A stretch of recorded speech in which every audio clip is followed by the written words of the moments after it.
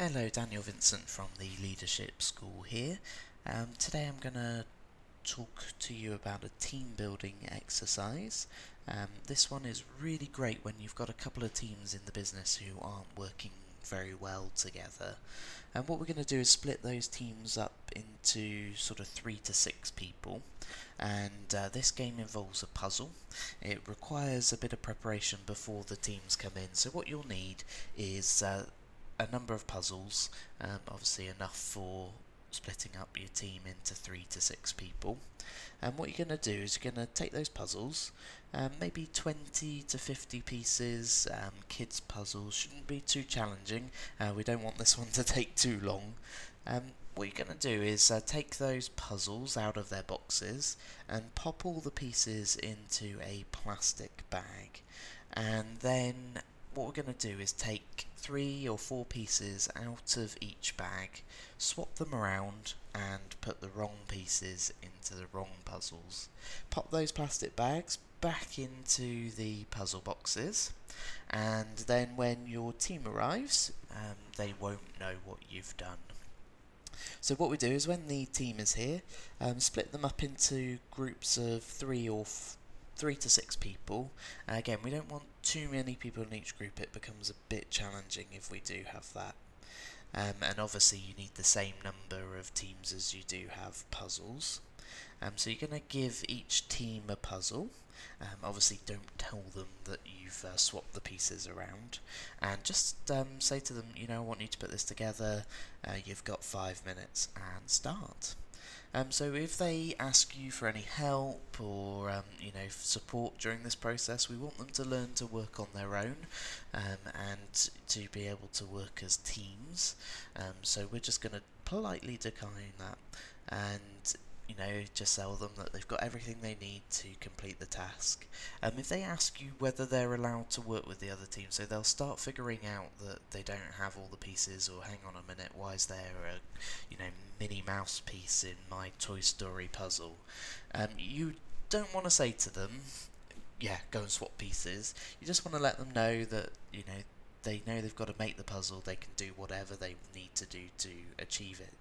And then obviously come the end, you will find that the teams realise that they've got to work with each other to achieve the objective.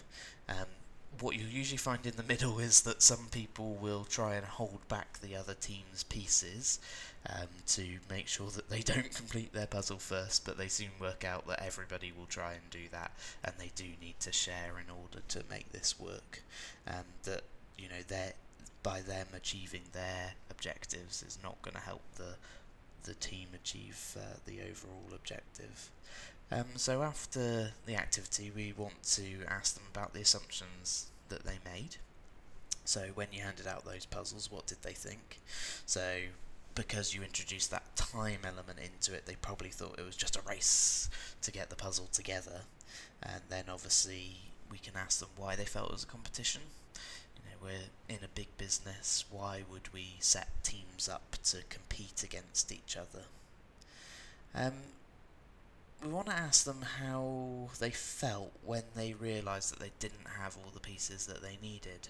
And often people will say that they were quite cross, quite angry that you sort of tricked them. And they very quickly get past that, and they feel frustrated.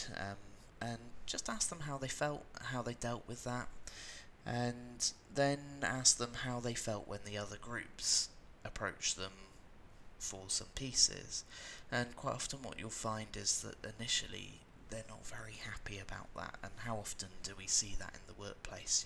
Another team comes in, they need your support. Actually, what the reaction we would like is, yeah, how can I help? But often you think, gosh, I've got so much to do myself, how am I going to help this person? And then ask them to compare it to their workplace. Where can they see the similarities, and how do they think that doing this exercise will help them in their role? And obviously there's just a couple of things you need to make sure. So obviously that the puzzles that you buy are all different, and you don't have any that are the same. And when the first team discovers that there are pieces missing, they might come to you and ask, hey, what's going on here? And just remind them that their job is to get that puzzle together and just do what they need to. Um, Really, with this one, you don't want to make them think they're in a competition. Simply telling them that they're being timed will give them enough thoughts to make them think that this is a competition.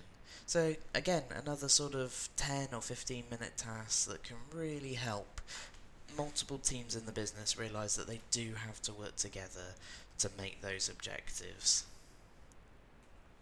Thanks very much.